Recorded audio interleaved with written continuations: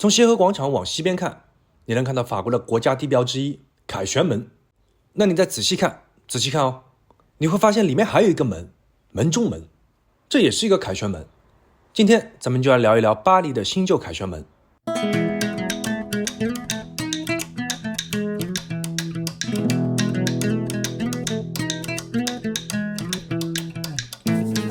首先，咱们先来说那个经典的凯旋门，也叫雄狮凯旋门。现在提到凯旋门，它几乎是成为代表了。凯旋门坐落于巴黎戴高乐广场，这个广场以前有很多名字，胜利广场、贝当广场，最有名的也是最形象的就是星星广场。如果用俯瞰视角的话，12条笔直的大道在这里交汇，其中一条就是香榭丽舍大道。先来说说这个广场，咱们之前说协和广场以及杜乐丽宫那一块都是沼泽，那这个地方按照以前来说就是郊区了。原先这里是个小山丘，很多人要到巴黎来，到那个小山丘上看看哪个方向，久而久之这里就变成了一个交通枢纽，很多条路自然而然的就汇集在这里。咱们再联系一下之前讲的协和广场，最早叫路易15广场，而这个建筑师就是路易15的御用建筑师加布里埃尔。他在建设这个广场的时候也注意到了周边的地形，就一起都修整。于是在1768年到1774年之间，他就提议将这个星星广场的土丘给铲平了，这样从路易15广场看过去这个视线就比较好。于是这个土丘被整体降了5米，挖出来的土就堆到了香榭丽舍大街上。所以现在香街旁边的有几条街是有高差的。全部整理完之后，其实也没有什么人，因为在当时那儿实在是太偏了。在1806年的时候，正处于高光时期的拿破仑一世就下令要建一座凯旋门，为了纪念奥斯特里茨战役的胜利。这个战役又叫三皇大战，由当时的神罗皇帝、俄国皇帝还有法国皇帝亲自指挥了战斗。法国赢了，直接把神罗给打散了，所以拿破仑就觉得非常有纪念意义。最早他的想法不是放在这个星星广场上的，而是放在巴士底广场附近。怎么说也算是在市中心，但在市中心建这么大一个凯旋门，成本也很高，所以周围的大臣建议拿破仑，要么把这个就放在西边吧，那里面郊区景色也好。后来拿破仑就同意了。这个工程在当时难度还是比较大的，因为它这个体量实在太大了，所以造了几年之后还没有完成。到1810年，拿破仑要再婚了，还没有造完。他的新婚妻子是奥地利女大公玛丽路易斯。那这个阵仗要大，但是凯旋门还没造完，怎么办？于是拿破仑就下令先造一个木质模型，这样婚礼车队进巴黎的时候就非常的气派。在几年之后，拿破仑开始吃败仗了，这个凯旋门的工程也不得不断断续续，最后是中断了。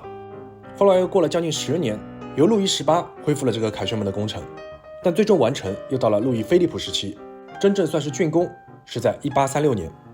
凯旋门刚修完，当然会举办一些活动，但是后面有一段时间，在这个星星广场上最著名的是一个竞技场。说是竞技场，其实就是一个露天表演的场地，里面有音乐会、动物表演、飞人表演、斗牛等等一系列活动，相当于是当时城郊的一个大型游乐场。差不多成为现在这个样子，还是要到拿破仑3世时期，由奥斯曼主持的巴黎大改造。这个工程结束，相当于把交汇在星星广场的这几个大道全部都整修了一下，整齐划一。再来看这个凯旋门，非常高非常大，上面有各种各样的雕刻，主要是记录了法国历史进程当中各种战役还有将军。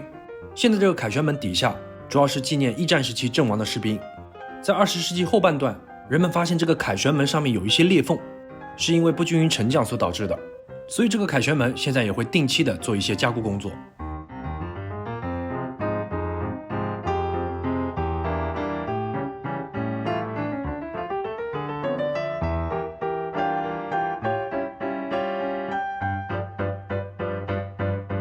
老凯旋门是经典，那我们来看一下新的凯旋门。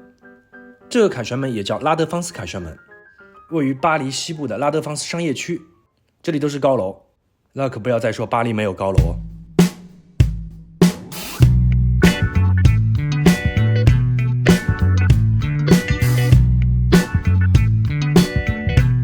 所以说它的名字是一个凯旋门，或者说新凯旋门，但是它是一座实实在在的办公楼。这个工程也是在法国总统密特朗在位时期进行的，不仅是搞了大卢浮宫计划，也是把巴黎这条历史轴线的两端都进行了建设。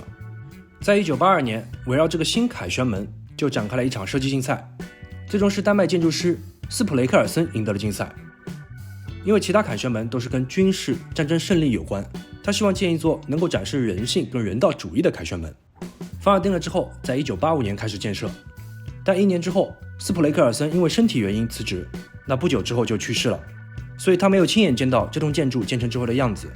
而接手这个项目的是他的同事，同时也是法国著名建筑师保罗·安德鲁。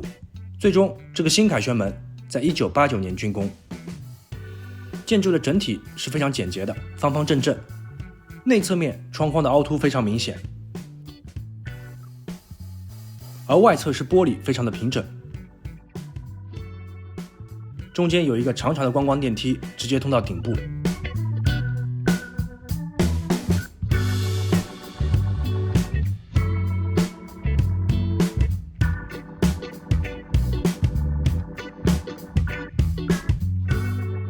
就是远看就像一直没造完的样子。通过台阶走到这个凯旋门下面，笔直的朝市中心看，就能看到这个老的凯旋门。这里正对着就是最经典的一个凯旋门。一开始的时候，你可能觉得这个凯旋门应该是正对着老凯旋门，但实际上它是有点倾斜的角度，准确来说是6.3度。那为什么要这样做呢？主要还是为了避开下面的地铁线路。如果你想去拉德芳斯的话，底下有各种铁路可以到达，所以当时在建造这个凯旋门的时候，很多铁轨线路就要避让。从另一个角度来说，这条历史轴线跟现在起始位置卢浮宫也有一定的夹角，这么设计也算是有始有终。整个建筑是白色，原本使用的是大理石，就是很多雕塑都用的卡拉拉大理石。全部安装完之后，就发现它膨胀了，然后就散开了，最终有很多从建筑上掉了下来，这就太危险了。后来发现是这种大理石它孔隙比较大，它会吸水，然后就膨胀，重量也大了。那在这个建筑完成的10年之后，把所有立面灰白色的大理石全部换成了花岗岩。在这个门洞里面有一片云，是一张巨大的布，材料是聚四氟乙烯，周围用钢索拉着进行固定。这个设计主要的原因是这个门洞很高很大，刮风下雨，站在底下这个高度也挡不住什么。有了这朵云之后，就能避免底下的人受到风吹雨淋。